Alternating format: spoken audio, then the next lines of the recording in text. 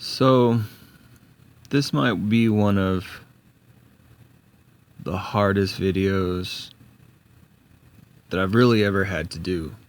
And it could be because that I'm at a place where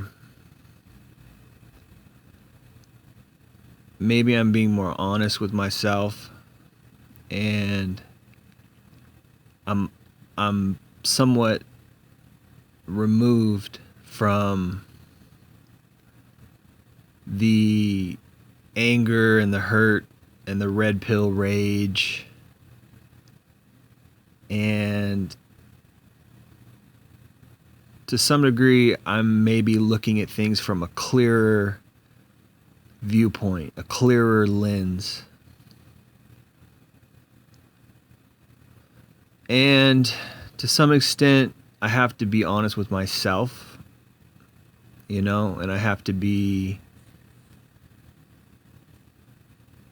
realistic, but at the same time admit that I don't know. There's things that I don't know. And I've spent a long time, a lot of time,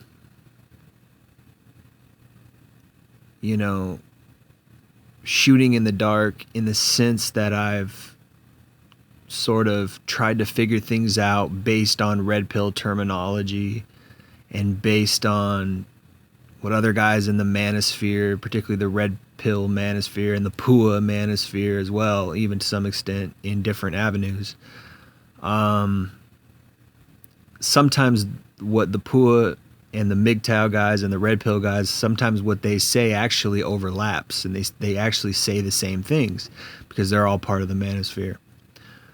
So it's hard to navigate, and it's hard to figure out what is what.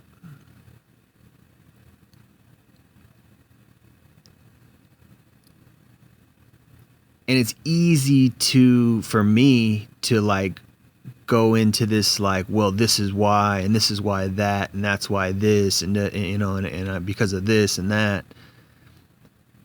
And it's maybe some of that's true, maybe some of it's delusion, maybe some of it is, I don't know. But I think really what I'm getting at for this video is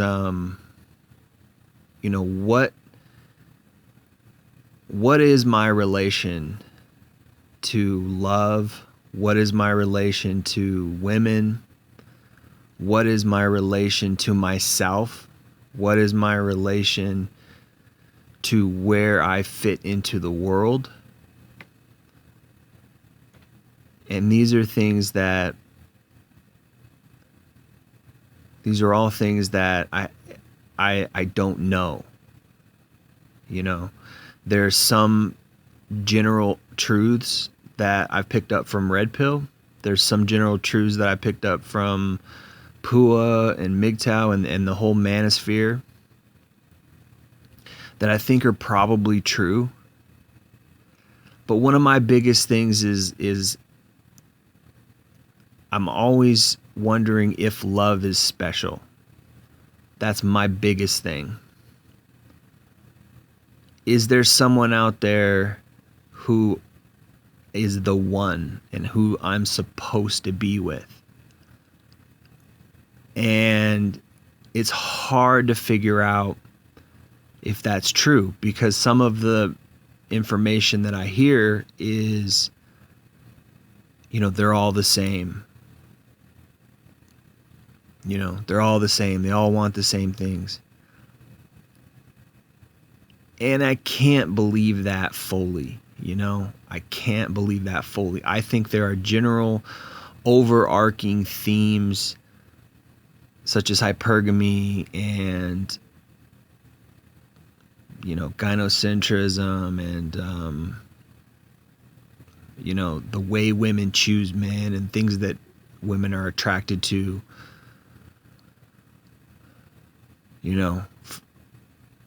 from men, right? And those things in and of themselves hurt, because it's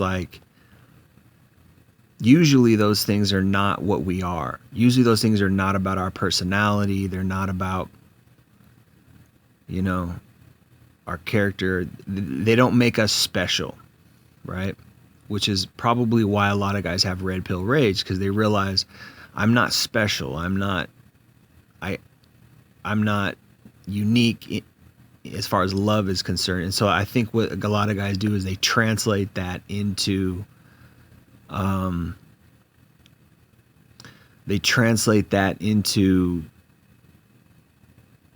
I can't be loved, that type of thing. And we think like the reason why I haven't found love is because I must not be good enough. And this is what we think.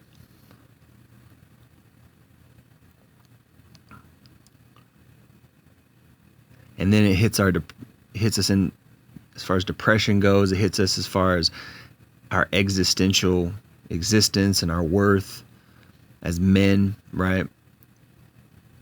Because it's, you know, it hits us in our pride. For some reason, that's in our DNA, where we feel like if I can't find love, then there must be something wrong with me. There must be something wrong with what I am as a man.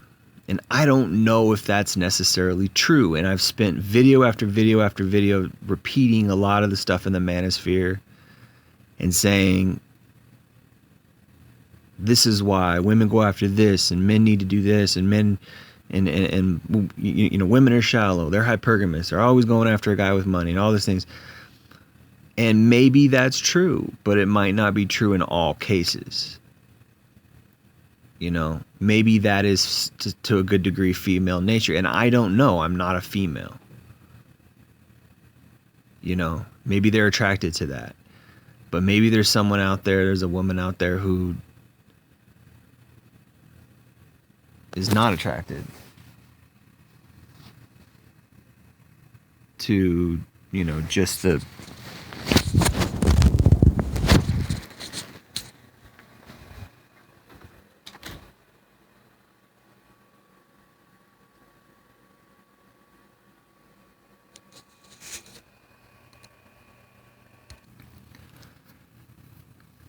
to who I am as a man, right? And we take that personal, but I don't know if we should, because it's like this. It's like, if we haven't found somebody who loves us, for who we are, then we haven't really found love, and we haven't really found the right one. So I think a lot of what we do is we get mad at how some things are. And then we make these blanket statements like all women are like this and all women are like that. And that's just the way it is. And then we just, what happens is we have a pain or a wound. And that wound is deep. And instead of really sort of figuring out a way to heal and move on, we sort of hold on to that wound, and we're like, no, it can't heal because it's not supposed to heal, and because this wound is the way things are supposed to be. And I think this is what a lot of us have done. We got hurt at some point. We got hurt by women. And I think that there is a mainstream, from my experience looking back, particularly when it comes to lust, and particularly when it comes to good-looking women who are sexually attractive and sexy, there's a mainstream sort of,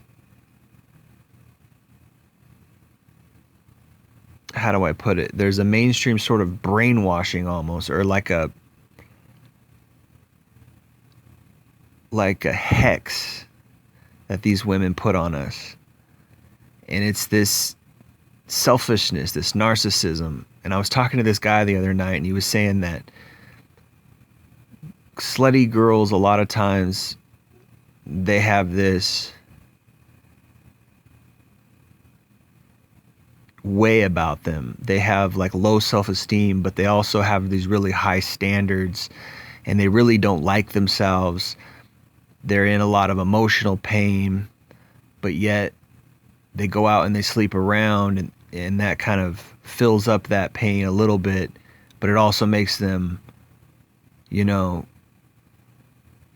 loathe themselves, and they feel disgusted with themselves, and they feel disgusting, but yet they're also good looking, and they also get a lot of positive feedback from men. And it's like this cycle that they go through. And I don't think these girls are mature. I don't think these girls are the standard for what girls should be or love should be or things like that. I think that most women, it's not that they're, I mean, yes, on the one hand, they don't have a lot of accountability or social checks and balances anymore, thanks to feminism and things and gynocentrism. I think that's true in general. However, I think women are very sort of narcissistic, but that's probably not the right word I'm looking for. I think women are very simple. That's a better word. I think women are very simple. I think that they don't think like men. They don't understand things like men. And they're sort of just very different than us. They don't compute the same way we do. And it's not even as simple as, you know, women are more emotional. It's not even that simple. It's more complex than that.